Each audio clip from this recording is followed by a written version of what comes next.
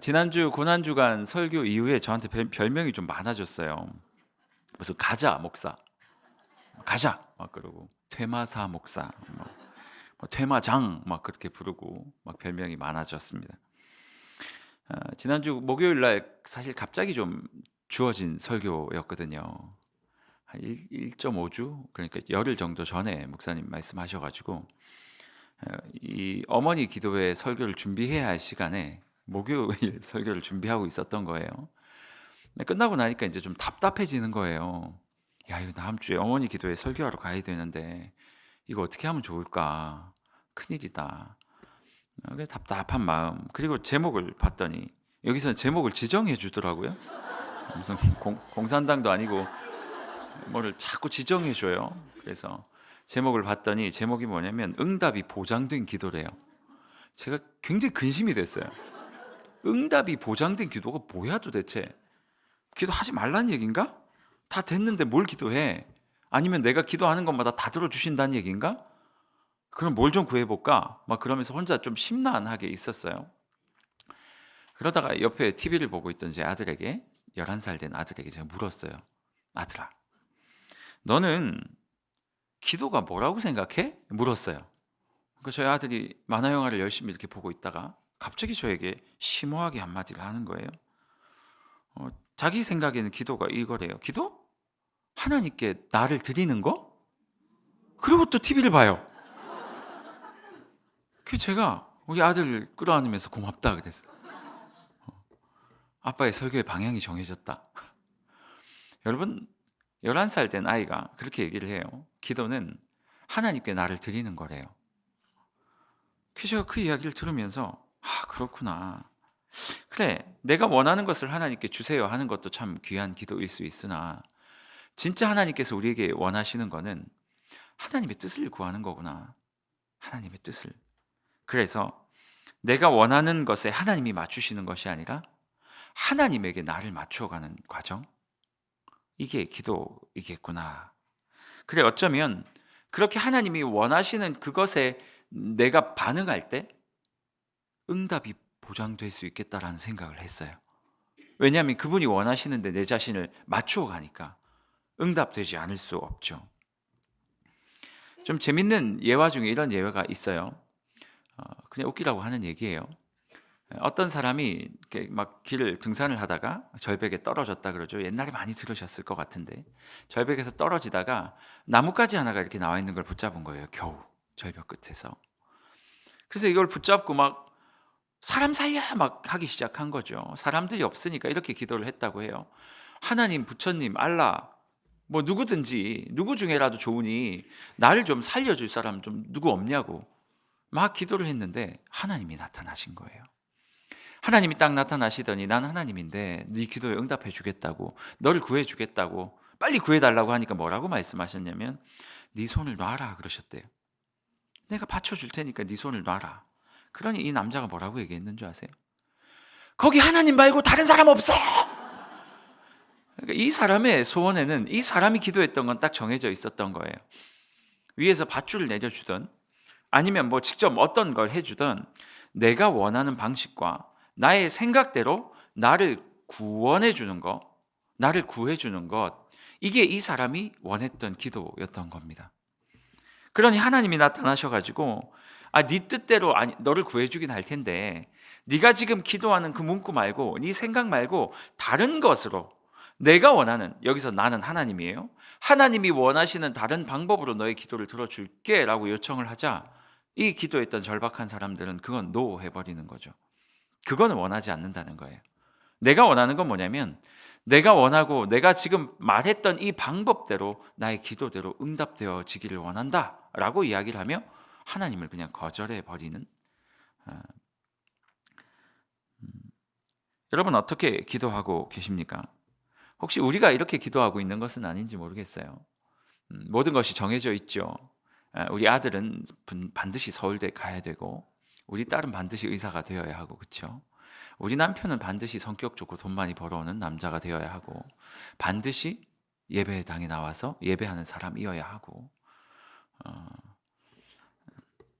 우리의 모든 기도의 제목들이 내가 원하는 것들을 일단 딱 정해놓고 시작하는 게 아닌지 한번 점검해 볼 필요가 있지 않을까라는 생각을 좀 합니다.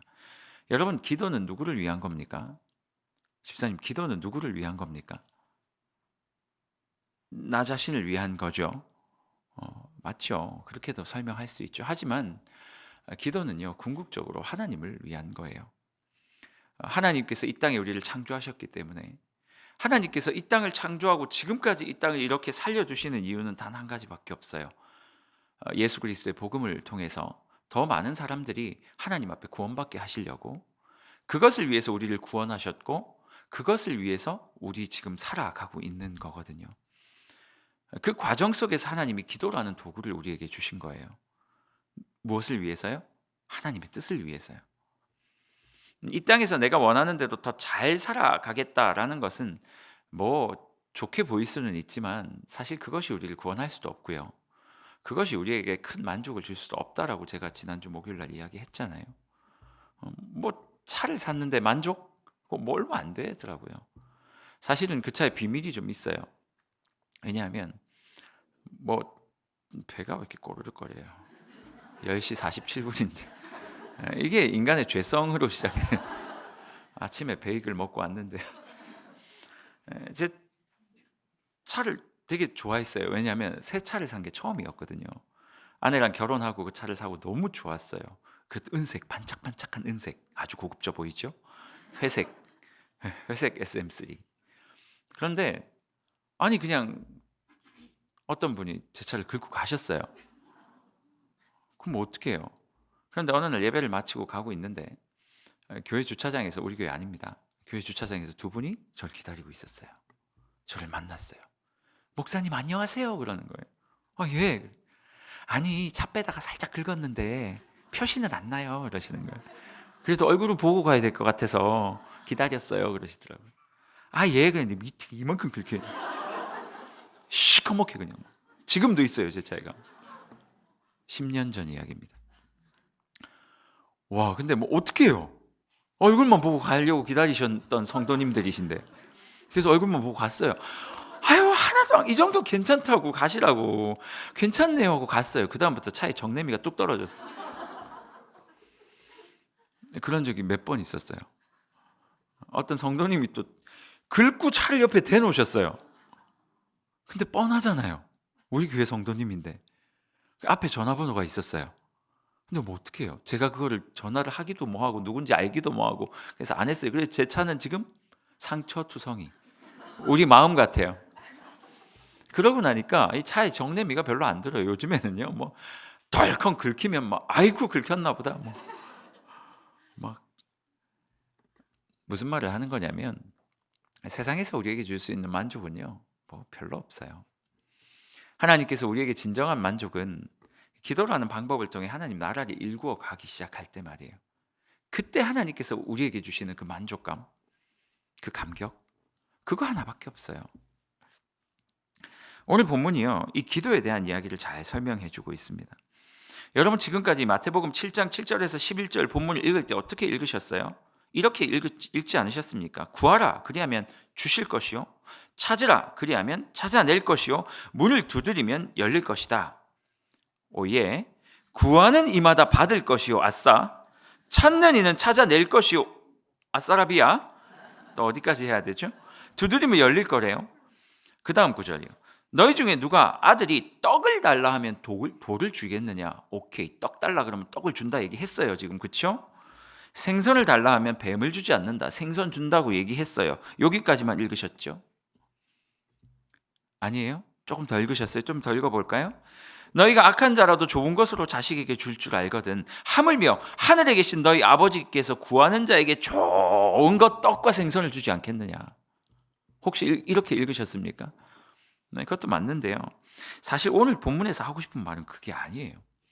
네가 필요한 게 있으면 나에게 열렬히 구하면 네가 필요한 그것을 내가 다 공급해 주겠다라고 하나님께서 말씀하시는 건가요?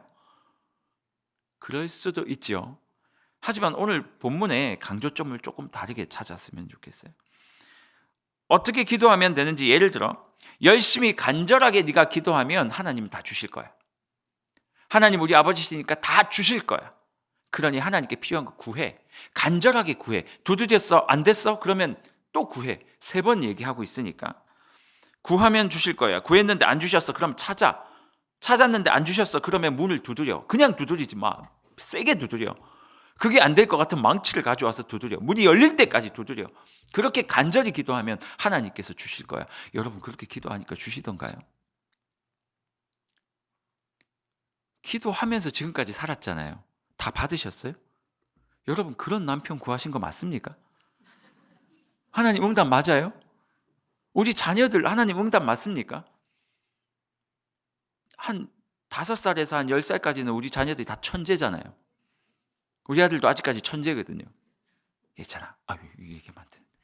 이름 얘기 안 하려고 그랬는데. 아들아, 기도가 뭐라고 생각해? 기도? 그것은 하나님께 나를 드리는 게 아닐까? 무슨 철학자 같지 않습니까? 이 아이가 지금 11살인데 20살 돼서도 이렇게 얘기를 할까요? 기도가 뭐라고 생각해? 맨날 이상한 소리해. 그러고 들어가지 않을까요? 아빠하고 그러한 대화의 시간도 없지 않을까요? 여러분이 구한 대로 하나님께서 다 주셨습니까? 혹시 아프신 분 계셔요? 낫게 해달라고 기도하니까 나아지던가요? 다 나으셨어요? 부모님을 위해서 기도하시는 분들 다 낫던가요? 아파서 먼저 누군가를 떠나보낸 분 계십니까? 하나님께서 그 시간을 늘려주시던가요? 오늘 본문에서 말하는 기도는요, 간절하게 기도하면 하나님께서 반드시 주신다 이런 이야기를 하고 있는 게 아니에요. 오늘 하나님께서 우리에게 말씀하시길 원하는 거는요, 내가 네 아버지다라는 사실이에요. 지금 네가 기도하고 있는 대상 말이에요. 그 대상이 하나님이신데 그분이 네 아버지야. 우리의 관심은 늘 떡에 있어요. 떡에. 떡과 생선에 있어요. 떡과 고기에 있어요. 하나님 나에게 필요한 게 이거예요에 우리의 관심이 늘 있죠. 하지만 하나님께서 오늘 본문을 통해서 우리에게 하고 싶은 말은 그게 아니에요. 그래 너 필요한 거 알겠는데 누구한테 구할 건데? 내가 네 아빠잖아. 네가 떡이 필요할 때 누구한테 가야 되지? 아빠인 나한테 와야지. 아빠인 나한테 기도하는 거야. 지금 그 얘기하고 계신 거예요. 우리는 떡에 관심 있고 하나님은 하나님과 우리와의 관계에 관심이 있는 거죠. 본문에서 전제하고 있는 것은 고통이에요. 너희들이 고통이 있을 때 어디로 갈래?를 전제하고 죄송합니다. 이 고통을 전제하고 있는 거예요. 너희가 고통이 있을 때 어디로 갈래? 누구에게 갈래? 라는 이 질문이에요. 그때 하나님께서 말씀하시는 거예요. 구하라. 누구에게요? 나에게 와서. 찾으라. 누구에게요? 나에게 와서. 두드리라. 누구에게요? 나에게 와서. 그 나가 누군데요? 하나님 아버지를 말하고 있는 거거든요. 11절에 이렇게 말하잖아요. 악한 자라도 좋은 것을 자식에게 주려고 하잖아. 하물며 하늘에 계신 너희 아버지께서 구하는 자에게 좋은 것을 주지 않겠니? 누가복음에는요, 이 좋은 것을 성령이라고 말하고 있죠. 무슨 말이에요? 너희가 구하는 자에게 내가 좋은 것을 하나님이 이렇게 말씀하지 않으세요. 너희가 나에게 구하는 자에게 내가 떡을 주지 않겠니라고 말씀하지 않고요. 내가 생선을 주지 않겠니라고 말씀하지 않고요. 구하는 자에게 내가 성령을 주지 않겠니? 하나님 자신을 우리에게 주시겠다는 거거든요. 고통이 전제로 되어 있는데 고통이 있으니 하나님을 찾고 있는 것이고 아픔이 있어서 하나님께 기도하고 있는 그 자들에게 이제 기도하면 내가 내 자신을 너에게 주겠다라고 말하고 계신 것입니다. 여러분, 하나님은 기도를 통해서 하나님께서 너의 아버지라는 이 사실을 계속 알려주고 싶은 거예요. 기도하는 그 대상이 너의 아버지야라는 그러니까 기도할 때마다 우리는 자꾸 떡을 달라고 얘기하는데 하나님은 이 어려울 때 기도하는 이 과정을 통해서 지금 네 인생이 망하지 않았고 네 인생을 여전히 붙잡고 있는 것이 살아계신 전능하신 하나님이시다라는 이 사실을 계속 보여주고 싶은 거예요. 그러니 여러분, 내가 얻기 위한 그 A가 아니라 내가 간구해야 하는 그 존재를 찾는 게 기도라는 거예요. 어거스틴 이야기를 조금 하고 싶은데요. 그 로마라는 나라 한번 띄워주시겠어요? 사진을 제가 한 장 준비해 왔는데 저 사진 아니죠. 네. 여러분 보이세요? 이게 로마라는 나라가 제일 많이 강성했을 때 차지했던 가장 많이 차지했던 그 사진이에요. 저 초록색이 로마의 그 영토였어요. 이 영토 중간에 보면 빨간색 선이 하나 그어져 있죠. 이 이야기를 좀 나누고 싶어요. 예, 사진 없애도 됩니다. 로마의 이제 황제 중에 콘스탄틴이라는 황제 아셔요? 콘스탄티누스라고 배운 분도 계시고 콘스탄틴이라고 배우신 분도 계신데, 이 사람이요, 로마를 이제 정복하기 위해서 전쟁을 떠났는데 죽을 것 같은 거예요. 왜냐하면 실제로 로마의 군사력이 너무 강했고 반란을 한 거거든요. 사실은 자기가 이 전쟁에서 절대로 이길 수 없을 것 같이 전쟁을 시작했는데, 어느 날 전쟁하기 전날 직전 밤에 하나님께서 이 사람에게 나타나셔요. 이 콘스탄틴 황제의 어머니는 기도하는 사람이었고, 이 사람은 아들이었는데 하나님을 잘 몰랐단 말이에요. 알기는 알았겠죠. 하지만 그렇게 하나님께 관심이 없었어요. 그런데 하나님께서 딱 나타나시더니 이 사람에게 내가 너 승리하게 해줄게 라는 이야기를 듣고 이 사람이 진짜 전쟁을 해서 승리를 합니다. 전쟁을 해서 딱 승리를 하고 나서 그때부터 기독교를 국교로 만들어버려요. 그래서 로마라는 나라에 기독교가 그 전까지는 핍박받던 종교였는데 이 전쟁 이후에 이 황제의 시대 때부터 국교가 돼버려요. 그때부터 기독교가 이상하게 변질되기 시작합니다. 황제가 이제 기독교니까 사람들이 황제에게 잘 보이려고 오겠죠. 그러면서 막 와가지고 국교로 그 안에서 예수와 관심 없는 사람들이 하나 둘 들어오기 시작을 하는 거예요. 그래서 기독교라는 이 전체가 점점 약화되어 가고 있는 과정이었어요. 그런데 그럼에도 불구하고 콘스탄틴 황제는 그 나라를 잘 다스렸는데 이제 죽을 날이 다가온 거예요. 그래가지고 죽기 전에 이 나라를 어떻게 해야 되지? 아들이 둘이 있었는데 그 두 아들에게 이 나라를 물려주고 싶었던 거예요.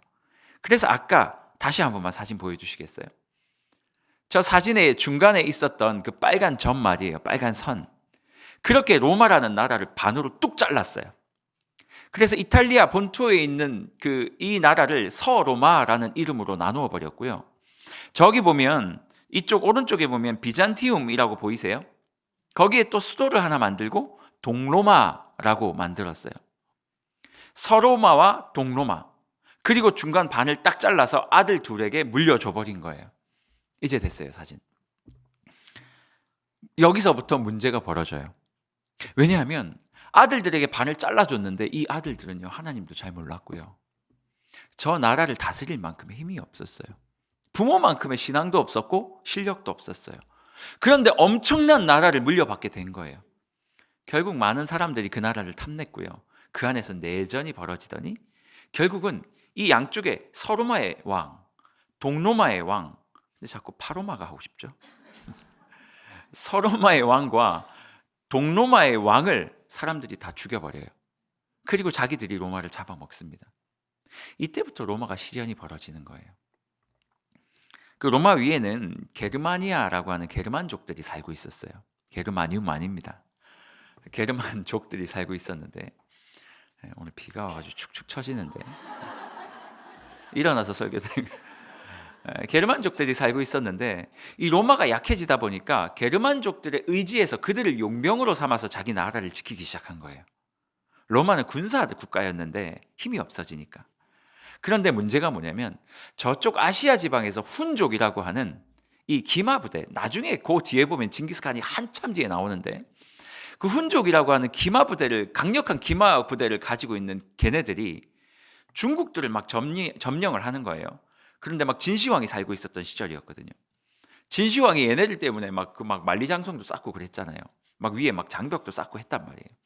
걔네들이 중국으로도 막 점령을 하다가 안 됐다 싶어가지고 유럽으로 넘어오기 시작해서, 게르만족이 굉장히 강력한 민족이었는데 걔네들을 점령하기 시작하니까 서진을 하면서 여기 있던 게르만족이 밑으로 내려오는 거예요.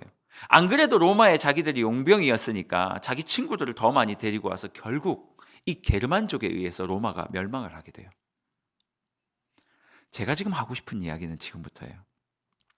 로마에 있던 기독교인들이 놀란 거예요. 이 머릿속에 혼란이 시작된 거예요. 왜 혼란이 시작됐냐면 하나님이 살아계시고 그들은 자기의 나라를 하나님의 나라라고 생각했거든요. 자신들은 원래 강력한 민족이었는데 하나님께서 살아서 우리의 민족을 보살펴 주시는데 어떻게 로마가 이렇게 처참하게 망할 수 있는가가 그때 당시 있었던 사람들의 질문이었어요. 하나님이 함께 하시면 망하지 말아야 되는 거 아닙니까? 하나님이 함께 하시면 우리에게 질병이 찾아오면 안 되는 거 아닙니까? 하나님이 찾아오시면 우리 아들 공부 조금만 해도 서울대 갈 수 있어야 되는 거 아닙니까? 하나님이 찾아오시면 우리 남편이 어떻게 저렇게 사업에 실패할 수 있고, 하나님이 살아계시면 하나님이 우리와 함께 하는데 우리 인생에 어떻게 이렇게 아픈 고통의 사건들이 발발할 수 있다는 겁니까? 여기에 대해서 막 혼란스러워지기 시작한 거예요. 그때 어거스틴이라는 사람이 딱 나왔어요. 그 패닉을 경험하고 있던 로마의 기독교인들에게 어거스틴이 딱 나오더니, 여러분 신국론이라는 책 아세요? 하나님의 도성. 알 리가 없죠. 몸에 도움 안 되고 생활에 도움 안 되는 거니까, 그렇죠? 그거는 당근에 올려도 누가 사가지도 않아요. 신국론이라는 책이 있는데, 그 책에서 어거스틴이 그 책을 통해서 사람들에게 변론을 하기 시작한 거예요. 로마인들은 아니야. 너희의 인생이 이렇게 처절하게 짓밟혀 있고 너희에게 이렇게 큰 고난이 찾아왔지만 이것은 하나님이 망하거나 하나님이 없거나 하나님이 우리를 사랑하지 않는 게 아니야. 이 세상에는 두 개의 나라가 있어. 하나는 너희의 눈에 보이는 이 나라고, 또 하나는 하나님께서 말씀하신 신국, 하나님의 도성이 있어. 이 땅의 도성은 망할 수도 있고 다시 일어날 수도 있고 어떻게 될 수도 있지만, 이 하나님의 도성은 말이야 영원할 거야. 이 도성은 절대 망하지 않아. 어거스틴이 이것을 통해 하나님을 변론하고 있는 거예요. 제가 오늘 말하고 싶은 것은 신국론의 이야기가 아니에요. 지금 하나님을 위해 변론하고 있는 이 어거스틴의 이야기예요. 여러분, 고통이 찾아왔단 말이에요. 죽을 것 같은 고통. 망했어요. 막 일본이 쳐들어오고 중국이 쳐들어오고 막 미국이 쳐들어올까요? 아무튼 막 우리나라가 점령당하고 완전히 망하게 되었단 말이에요. 그래서 사람들에게 이 고통이 찾아왔어요. 이제 뭐 지금 막 뉴스 보니까 난리대요. 금리 이야기하면서 뭐 대한민국이 망할 수 있다 뭐 이런 이야기도 나오고, 뭐 총선이 끝나면 난리가 날 거야, 안 난리가 날 거야, 뭐 나라의 경제가 어려워질 거야, 뭐 우리 다 망할 거야, 막 아이들이 없으니까 이제 출산하지 않으니까 대한민국은 몇 년 있으면 진짜 황폐한 땅이 될 거야. 여러분, 난리도 아니죠. 고통이 찾아와요. 고통이 찾아온다고요. 그럼 우리는 질문해야 돼요. 우리는 망하나? 로마의 기독교인들이 집중했던 게 뭔지 아세요? 이 어거스틴과 당시 로마의 기독교인들의 가장 큰 차이가 뭔지 아세요? 로마의 기독교인들은요, 끝없이 생선과 떡에 관심이 있었어요. 생선과 떡이 없어지니 하나님이 존재해라는 질문으로 간 거예요. 내가 A를 놓고 기도하고 있었는데 이 A라는 것의 기도의 응답이 없어지니 하나님이 진짜 존재하는 거야 라는 질문으로 간 거예요. 잘된 질문입니까? 왜 이들이 이렇게 질문했는 줄 아세요? 그들의 기도는요, 항상 떡과 생선에만 있었기 때문이에요. 떡과 생선을 하나님께서 주시면 하나님 살아계시고, 이 내가 기도했던 내용을 응답받음으로 말미암아 하나님이 살아계시고 안 살아계시고를 요 떡과 생선으로 말미암아 결정지어 버리는 거예요. 어거스틴은 어떻게 해석했는 줄 아세요? 고통이 찾아왔어요. 그런데 어거스틴은 자신에게 찾아온 이 떡과 생선, 이 고통에 집중하지 않았어요. 어거스틴은요, 이 고통을 통해서 누구를 봤냐면 살아계신 하나님을 본 거예요. 그래서 이 고통 때문에 하나님이 없어라고 이야기하는 사람에게 어거스틴 뭐라고 말하고 있습니까? 그렇지 않아. 우리의 현실은, 우리의 인생은 너무 아프고 힘들지만 여전히 하나님은 살아계시고 그의 나라는 망하지 않고 그의 나라는 여전히 이렇게 존재하며 흥황하고 있다는 것을 보여주고 해석하고 변론하는 인생을 살았다는 거예요. 제가 이 어거스틴과 이때 당시에 있었던 로마 사람들을 비교하면서 너무 가슴이 아프기도 했고 너무 행복하기도 했습니다. 고난의 문제 앞에서 하나님을 바라보는 거, 그게 기도 아니겠습니까? 어거스틴은 하나님을 바라보고 있었어요. 내 인생에 문제가 찾아왔을 때 하나님을 바라보고 있었어요. 그리고 이 문제를 누구에게 가져가요? 하나님께요. 이 문제를 통해서 누구를 봤다고요? 하나님께요. 어거스틴 기도 안 했을까요? 기도했을 거예요. 하나님, 이 나라 어쩌실 겁니까? 그렇게 하면서 어거스틴은 하나님과의 관계를 회복한 거예요. 하나님의 도성을 발견한 거예요. 그런데 로마 사람들은 문제 앞에서 문제가 해결되지 않으니 하나님은 없어 하고 등을 돌려버린 거죠. 여러분, 기도는요, 하나님의 뜻을 바라보게 하는 거예요. 하나님의 뜻에 나를 거는 거예요. 그래서 기도는 뭐냐면 하나님이 원하시는 것을 위해서 내 자신을 변화시켜 가는 거예요. 11살 된 우리 아들이 한 말처럼 기도가 뭐라고 생각해? 기도? 하나님께 나를 드리는 거 아니야? 이 아이가 이렇게 말할 수도 있죠. 기도? 그거 기도하면 다 생겨. 내가 원하는 자동차 있으면 기도하면 다 생기는 거야. 아빠의 관계도 그렇게 맺는다면 제 가슴이 어떨까요? 아빠는 뭐 하는 사람? IC카 사주는 사람. 아빠는 뭐 하는 사람? 지가 원하는 거 사주는 사람. 그 원하는 게 없으면요, 필요 없는 사람. 아니에요. 제가 예찬이에게 IC카를 사주는 이유는 하나예요. 아빠를 봐달라는 거거든요. 아빠가 너를 IC카 이거 저한테 하나도 중요하지 않아요. 이 IC카를 통해서 너의 사랑하는 아빠를 보라는 거예요. 하나님께서 우리에게 주신 고난의 문제를 통해 우리를 사랑하신 하나님께 집중하라는 거예요. 여러분, 여전히 생선과 떡을 위해 기도하고 계십니까? 맞아요. 기도하시는 건 맞아요. 기도하세요. 계속 떡 달라고 기도하시고 그냥 떡 계속 드세요. 괜찮아요. 어깨가 떡 벌어지고 그냥 막 괜찮아요. 생선을 원하십니까? 기도하셔도 돼요. 계속 드세요. 입에서 비린내 날 때까지 드세요. 여러분, 괜찮은데요, 그 떡과 생선을 놓고 그게 너무 필요할 때 말이에요. 그 떡과 생선이 너무 필요할 때 그것을 놓고 기도하면서 우리가 봐야 할 것은 여전히 나를 사랑하시는 하나님을 보는 거예요. 떡과 생선에 집중하는 게 아니라 떡과 생선을 주시는 하나님을 바라보는 거예요. 그리고 그분께 나의 인생을 걸어내는 게 기도라는 말이에요. 미국에 사는 한 목사님이 계셔요. 얼마 전에 유튜브에서 제가 간증하는 걸 들었어요. 이 목사님은요, 태어날 때부터 다리를 못 쓰셨어요. 그래서 휠체어를 탄 거죠. 정확하게 제가 기억은 안 나는데 소아마비를 가지고 태어나셨다나. 그래서 이제 태어났는데 이분의 기도는 뭘까요? 걷는 거예요. 하나님, 왜 내 다리요? 왜 남들은 다 걸어 다니는데 나에겐 그걸 주지 않으셨어요? 충분히 기도할 수 있고 원망할 수 있는 이야기 아닙니까? 이 목사님이 어릴 때부터 이걸 놓고 기도를 한 거예요. 하나님, 좀 낫게 해주세요. 그러고 뭘 했냐면 신유 집회, 치유 집회라는 곳을 다 따라다닌 거예요. 근데 갈 때마다 너무 요란했대요. 막 일어나게 해주겠다고 막 기도하고 막 때리고 요 표현은 제가 넣은 거고요. 신유 집회를 다니고 했는데 안 되는 거예요. 하나님이 이 목사님의 기도에 응답 안 하는 거예요. 너무 낙심했죠. 그리고 20대 초반에 대학생 때였대요. 그냥 우연히 지나가고 있는데 한 교회에서 신유 집회를 한다는 걸 보고 들어간 거예요. 휠체어를 타고. 그래서 그 목사님께 이렇게 얘기를 했나 봐요. 저 다리 일어나게 해주세요. 그러니까 그 목사님이 한 3, 4분 동안 최선을 다해서 땀을 뻘뻘 흘리면서 기도를 해주셨대요.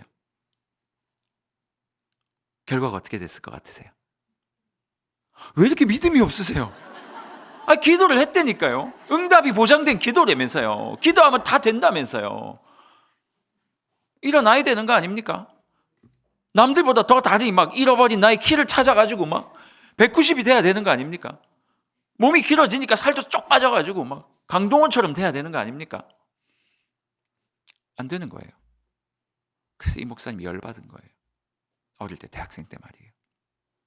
목사님, 진짜 기도하면 하나님 다 들어주십니까?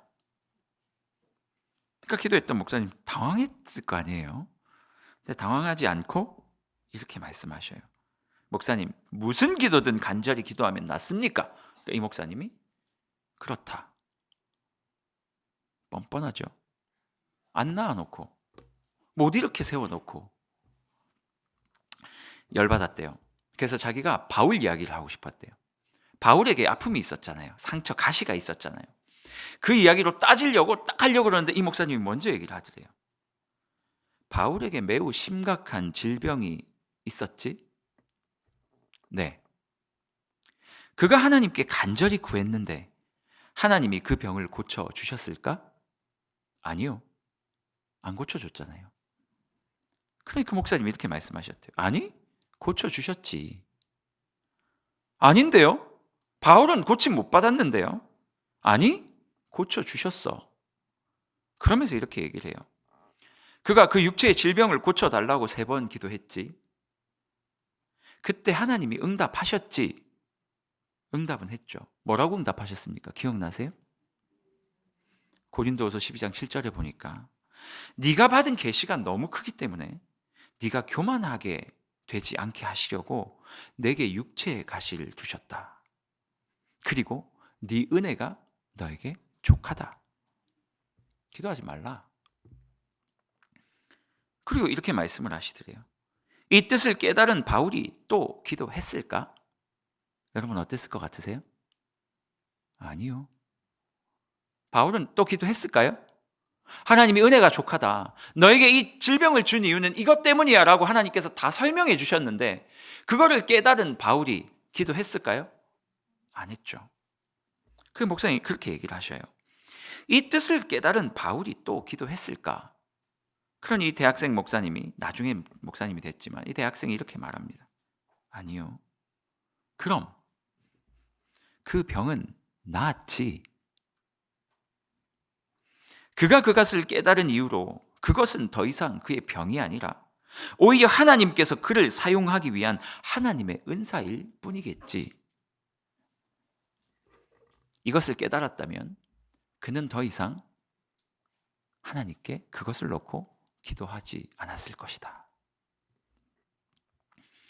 이 목사님 간증하면서 뭐라고 말씀하시냐면 그리고 그날 저의 그 병은 나았습니다.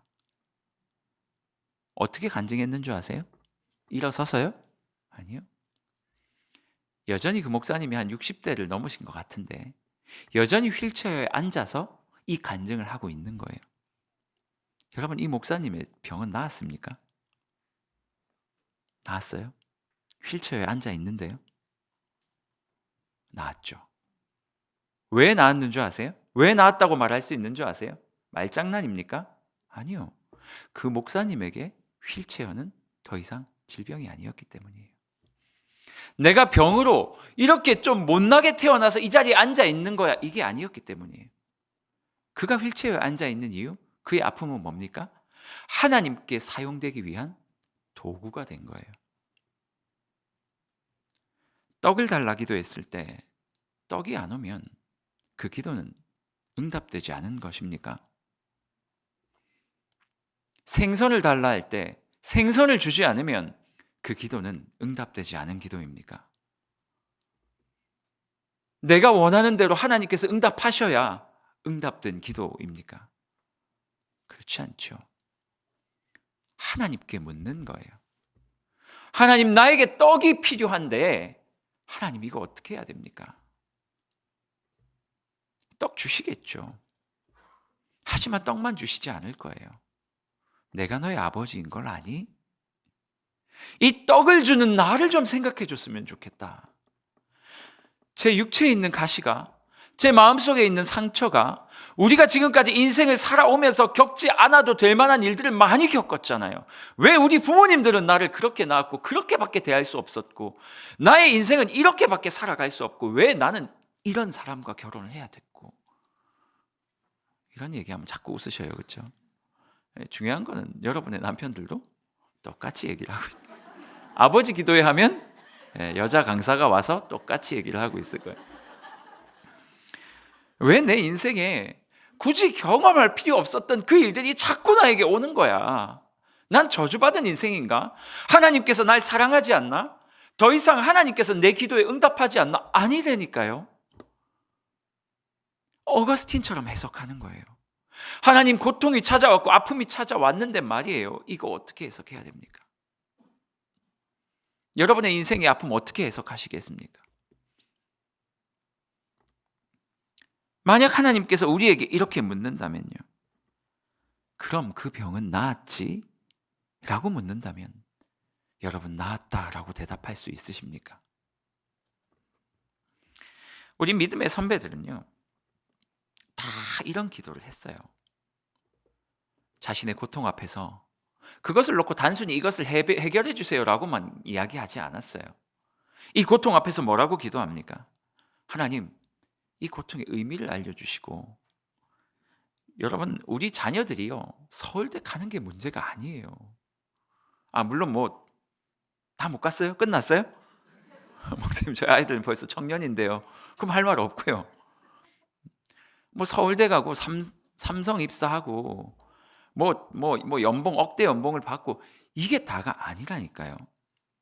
그거 가진다고 그 아이가 행복하게 살 것 같으세요? 아니에요. 택도 없어요. 전 우리 아들이 20살이 돼서 제가 아들아, 넌 기도가 뭐라고 생각하니? 하나님께 나를 드리는 거? 저는 이렇게 대답하는 아이로 키우고 싶거든요. 해석할 수 있는 힘이 있어야 해석하고 살아가죠. 우리의 인생은요, 많은 것들을 채워놓고 산다고 행복하지 않아요. 집사님 가지고 오신 그 샤넬 가방 말이에요. 아니에요. 무슨 천 같은 거 하나 가져오셨어요. 제가 오늘 써드릴게요, 매직으로. 제가 얼마 전에 서울에 가니까 한강에서 루이비통? 스티커를 가지고 뭐를 하는데 거기에 스티커를 많이 이렇게 올려놨어요. 떼가서 막 붙일 수 있게. 그래서 제가 장난친다고 그걸 떼가지고 저희 아내 옷에다 딱 붙여줬어요. 그리고 그 하얀색 요즘 천으로 된 가방 뭐라 그래요? 에코백. 거기다가 제가 루이비통을 딱 붙여줬죠. 그래서 한마디 했죠. 남편 잘 만나가지고 그냥 서울에 와가지고 그냥 루이비통 가방을 들고 다닌다고. 우리 아내가 행복했을까요? 엄청 행복했어요. 그게 루이비통이라서 행복한 게 아니었어요. 사랑하는 남편과, 이거 아닌가? 남편과 아들과 함께 한강에서 말이에요. 그거 스티커 붙이면서 이런 이야기를 할 수 있다는 것 자체가 행복함 아닙니까? 여러분, 우리 아이들이요, 고통이 찾아왔을 때 그 고통을 해석할 수 있게 도와줘야죠. 누구를 통해서요? 하나님을 통해서. 그래서 하나님의 뜻을 알고 이 고통을 하나님께서 나에게 주신 은사요, 나에게 주신 하나님의 놀라운 은혜의 도구라고 해석할 수 있게 만들어주고, 그것을 하나님께 이렇게 걸 수 있게 링크할 수 있도록 도와준다면 이 아이의 인생이 하찮을까요? 그렇지 않죠. 제가 여러분들보다 통장 잔고가 더 많을까요? 아니라고 감히 화가 날 수 있어요. 자꾸 카드 회사에서 가져가요. 내가 딱 한 번밖에 허락 안 했는데 매번 가져가요. 나쁘죠? 제가 여러분들보다 더 학식이 높습니까? 아니에요. 제가 여러분들보다 더 예쁘게 생겼습니까? 아니라고요. 그런가요? 아니에요. 제가 대단한? 아니에요. 그런데 제가 여러분들보다 안 행복할까요? 아니에요. 한 3분의 1 정도 빼고는 제가 더 행복할 것 같은데요. 여러분, 우리 아들들이 그렇게 기도하게 만들어주는 거예요. 어머니 기도회니까 다 애들 때문에 오셨잖아요, 지금. 그렇죠? 우리 아들들에게, 우리 딸들에게, 우리 아이들에게 그것을 선물해 줘야죠. 믿음의 선배들이 다 이렇게 기도했어요. 모세의 기도 한번 살펴볼까요? 시간이 많지 않으니까 그냥 제가 설명하고 넘어갈게요. 출애굽기 32장에 보면 이스라엘 백성들이 금송아지 때문에 망할 뻔했어요. 하나님이 다 죽인다 그랬어요. 그런데 모세가 뭐라고 말했냐면 하나님 살려주세요 라고 말하면서 그 근거를 어떻게 댔는 줄 아세요? 13절에 보면 이렇게 말하고 있어요. 주의 종 아브라함과 이삭과 이스라엘을 기억해 주세요. 모세가 얘기한 게 뭐냐면 이거예요. 아니 하나님, 지금 광야에 데리고 와서 그들이 죄지었다고 죽여버리면 하나님의 그 꿈은 어떻게 되는 겁니까? 이 백성을 통해 예수님을 보내주시겠다고 했던 하나님의 그 약속, 언약은 어떻게 되는 겁니까? 만약 이들을 죽이면 하나님이 그 언약을 이룰 만큼 능력이 없기 때문에 이 백성을 죽여버리고 끝냈다라고 사람들이 조롱하지 않겠습니까? 하나님의 언약과 이름을 위하여 이들을 좀 살려주십시오. 모세가 지금 기도할 때 뭐에 걸었어요? 하나님의 뜻에 걸었잖아요. 언약에. 하나님에게 걸어버린 거예요. 그럼 하나님 어떻게 응답하십니까? 알았다. 모세야, 알았다. 네가 말하는 것처럼 내가 이들을 죽여버리면 큰일 나겠구나. 내 언약이 이루어지지 않겠구나. 그러니 네 말대로 나는 네 기도에 응답하겠다. 여러분, 이게 기도 아닙니까? 바울이 에베소 성도들을 위할 때 어떻게 기도했어요? 하나님, 우리 사랑하는 에베소 성도들이 말이에요, 로또를 긁을 때마다 1등이 되게 하시고, 하나님, 영적인 육적인 눈이 열어서 어디다가 투자하면 훨씬 더 2배 3배 불릴 수 있는지 하나님께서 그 영안을 열어주시고, 좋은 만남의 복들을 허락하셔서 돈 많은 아이들만 만나서 교제하는 우리 아이들 되게 하시고, 학교에 갔는데 실수로 자다가 찍은 것도 맞게 하시고, 내가 서울대 합격 안 했고 다른 대학에 합격했는데 실수로 서울대를 갔는데 합격생이라고 착각하고 합격해 줄 수 있는 은혜를 얻게 하시고, 이렇게 기도했어요 바울이? 아니에요. 바울이 그렇게 기도한 거 하나도 없어요. 뭐라고 기도했냐면요, 17절 보니까 지혜와 계시의 영을 주래요. 너희의 마음의 눈을 밝혀가지고 하나님의 부르심의 소망이 뭔지 알게 하고, 성도 안에서 하나님의 그 기업의 풍성함을 알게 하고. 돈 얘기 하나도 없죠. 하나도 없죠. 그의 힘의 위력으로 역사하심을 믿는 우리에게 베푸신 하나님의 그 크신 능력이, 그 능력이 어떠함을 알게 하시기를 구하노라. 바울의 기도가 지금 한마디로 무슨 얘기예요? 하나님 알게 하게, 이 성도들이 영안이 열려서 하나님 볼 수 있도록, 그리고 하나님의 능력 바라보고 주님과 함께 동행하며 살 수 있도록 기도한 게 바울의 기도였어요. 여러분의 기도는 어떠십니까? 한 번만 더 해볼까요? 우리 주 예수 그리스도 말이에요. 우리 예수님 이렇게 안 봤는데 제가 좀 실망했거든요. 십자가로 갈 때 십자가로 가까이 기뻐하시면서 뛰어가실 줄 알았어요.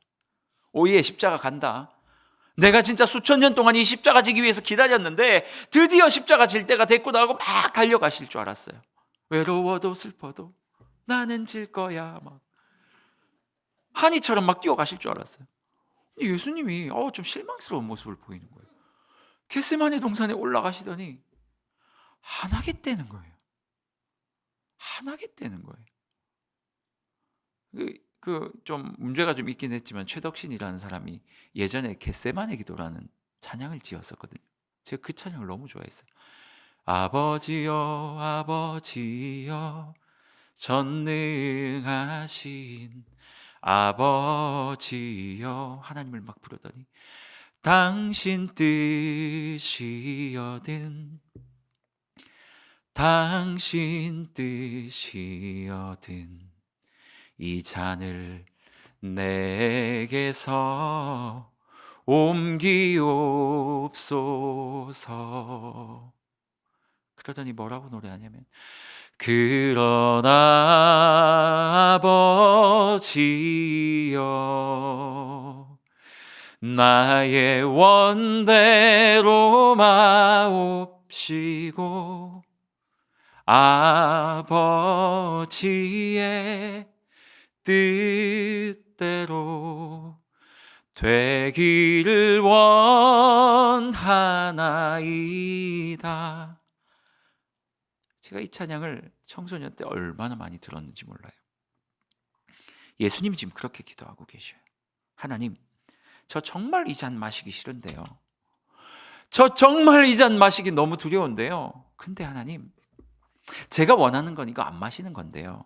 그런데 하나님, 만약에 이것을 마시는 것이 하나님의 뜻이었거든, 하나님의 원대로, 아버지의 원대로 되기를 원하나이다.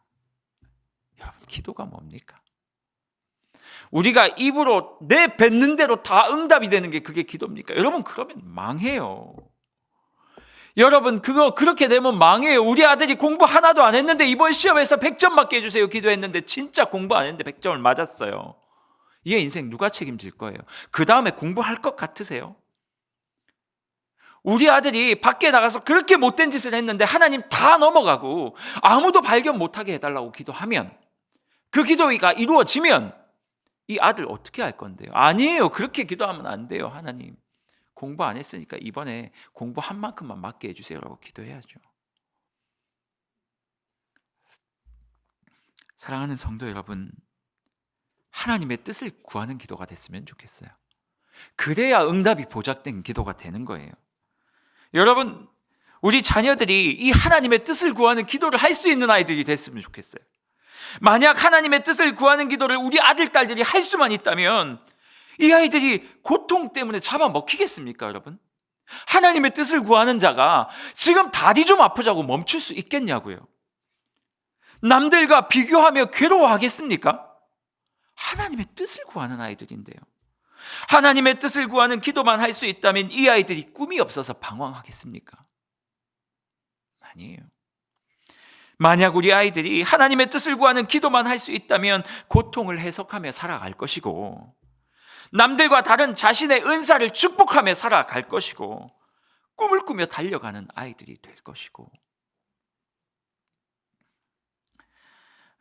제가 이제 신대원에 가기 전에, 근데 시간 많이 지났죠. 목사님이 뒤에서 이렇게 했는데 저는 이걸 왜 이렇게 보이죠? 저는 경영학을 전공했거든요. 그래서 돈을 진짜 많이 벌고 싶었어요. 그래가지고 돈 벌 자신이 있었어요. 원래 다 그래요. 그 나이 때는. 내가 뭐 나가면 뭐 나는 백만장자가 된다. 요즘 백만장자 얼마 안 되지만 억만장자가 될 수 있다 생각을 했고, 돈을 막 벌려고 하나님께 기도했어요. 하나님, 왜냐하면 제가 이렇게 생각을 했거든요. 내 인생 한 번뿐인데 가장 가치 있게 살 수 있는 방법이 뭐냐를 고민했고, 그 첫 번째 고민이 이거였어요. 하나님, 저 돈 많이 벌면요, 주님을 사랑했던 청년이었어요. 돈 많이 벌면요, 제가 이만큼 벌면 제 월급은 딱 제 나이 또래가 받는 평균 연봉만 가져가고 나머지는 기업에 재투자를 하든지 아니면 하나님 일을 위해 쓰겠습니다. 남달랐죠? 기도했어요. 그런데 제 머릿속에 자꾸 그래 뭐 비즈니스를 해야 되면 바이어들 만나야 되고, 그럼 차는 좀 좋은 걸 타야지. 그거는 뭐 나를 위한 게 아니야. 그건 왜냐면 모닝 타고 나갈 수는 없으니까 사람들이 날 뭘로 보겠어. 그 차를 좀 큰 걸 사야 되겠다. 그럼 그 차가 들어가려면 집이 조금 더 커져야 되겠다. 뭐 이러면서 제가 막 점점 저의 부를 상상으로 말이에요. 진짜는 뭐 10원 땡전 한 번 없으면서 그러면서 제가 하나님 마음 주신 게, 야, 너 또 나 팔아먹고 있니? 그러신. 죄송합니다. 그리고 노래를 하고 싶었었어요. 노래. 그래가지고 대단하죠. 노래 한 번 배워본 적 없는 사람이 서울에 오디션 보러 갔어요. 찬양하고 싶어가지고. 지금도 기억나요. 헤븐 기획사 찾아가가지고 찬양도 하고. 그것도 아니래요. 그래가지고 하나님께, 하나님 저 어떻게 하면 제일 가치 있는 인생 살 수 있어요? 하고 기도를 해가지고 하나님께서 신학교 가라. 그건 아닙니다.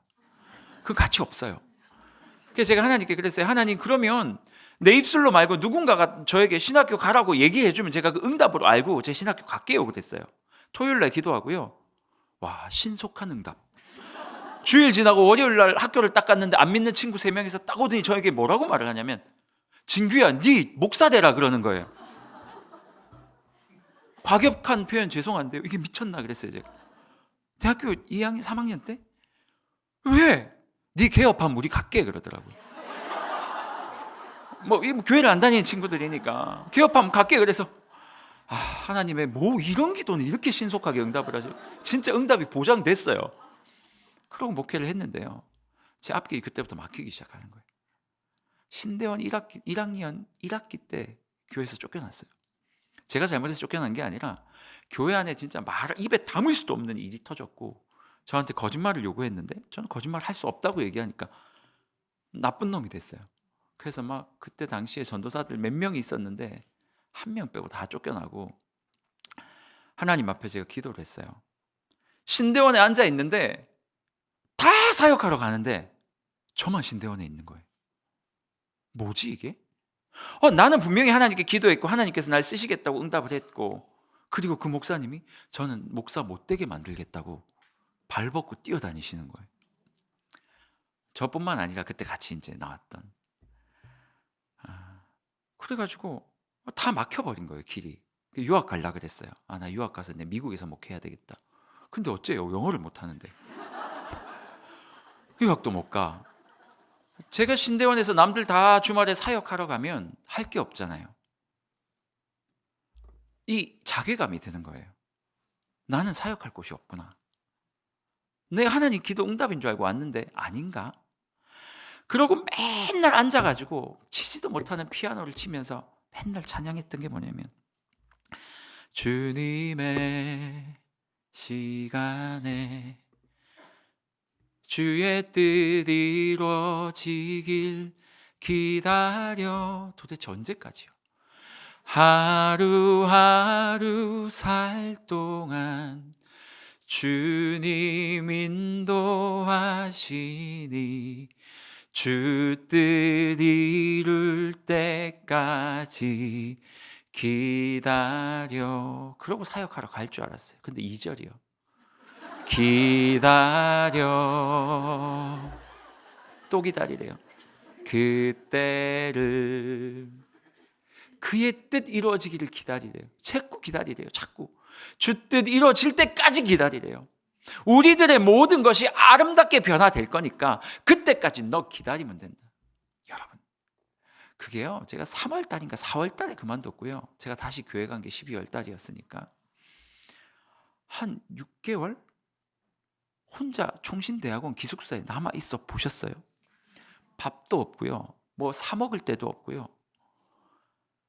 밥 먹으려면 한 2km, 3km 걸어갔어야 돼요. 걷는 거예요. 가가지고 밖에서 하나 사 먹고 또 저녁 먹을 거 들고 들어오고, 그 시간을 그렇게 보냈어요. 밤에 얼마나 무서운 줄 아세요? 목사는 안 무서운 줄 압니까? 제가 그때 연습이 된 것 같아요, 퇴마가. 밤에 혼자 남아 있는데요, 얼마나 무서운지 몰랐어요. 하도 피아노를 이것가지고 많이 쳐가지고 나중에는 지루해가지고요, 주님의 시간이 하다가 너무 답답해가지고요, 똑같은 코드로 하루하루 살아가는 동안 주님이 나와 함께 하실 테니 언제까지 기다려요. 우우. 작사하고 작곡하고 피아노 치면서 막 혼자 생쇼를 하면서 아직도 기억이 나요. 그때 하나님께 그렇게 기도했어요. 원망도 많이 했어요. 부르지를 말든가. 나 돈 많이 벌어서 잘 먹고 잘 살 수 있는 사람이었는데 왜 부르셔가지고 시작하기도 전에 이 모양 이 꼴로 난 사역할 데도 없고 갈 데도 없고 불러주는 데도 없고 아무 데도 없고 집안에 목사도 없고 장로도 없고, 물론 저기 위에 몇 번 친척들까지 가면 있죠. 나 밀어줄 사람, 알려줄 사람 아무도 없었거든요. 그냥 혼자 뚫고 다니는 거예요. 아무도 없었어요. 하나님, 도대체 내 인생은 왜요? 그 시간을 겪으면서 제가 얻어낸 진리가 뭔지 아세요? 아, 예수 믿는 사람 안 죽는구나. 하나님께서 회복을 시키시는 거예요.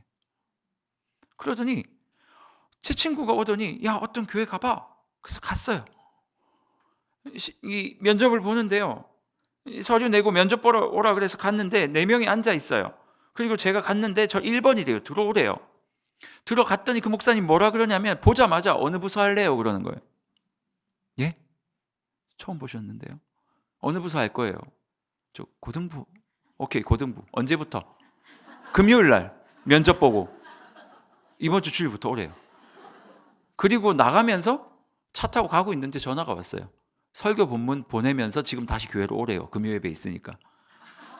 그렇게 사역 시작했어요. 그렇게 면접 보고 나오는데 밖에 서 있던 4명의 전사님들이 저에게 묻는 질문, 뭐 물어봐요? 뭘 물어봐요? 끝났는데 그냥 가면 돼요. 내가 뽑혔으니까. 제가 뭐 할 말이 없잖아요. 그게요, 죄송합니다. 그리고 도망 나와버렸어요. 그리고 나서 또 그 교회에서 나올 때가 돼서 나와서 지구촌 교회 갔다가, 여기도 진짜 웃겼어요. 지구촌 교회 갔는데요, 면접을 보기 직전에 엘리베이터 타고 이렇게 올라가고 있었어요. 근데 앞에 지구촌 교회 3대 비전 이렇게 적혀 있어요. 와, 여기 3대 비전이 있구나. 이렇게 쭉 읽고 갔어요. 시험을 치겠대요.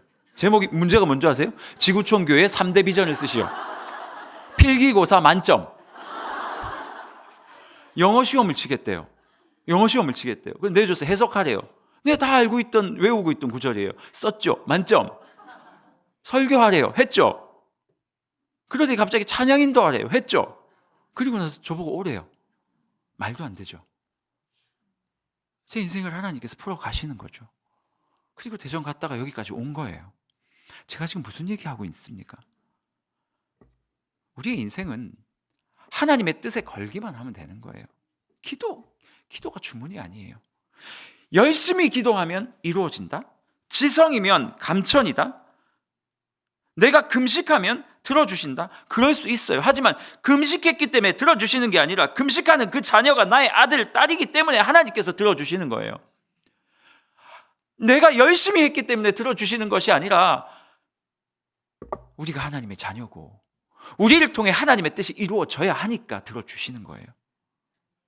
여러분 어떻게 기도하고 있습니까? 우리의 자녀들을 위해서 어떻게 기도하시겠습니까?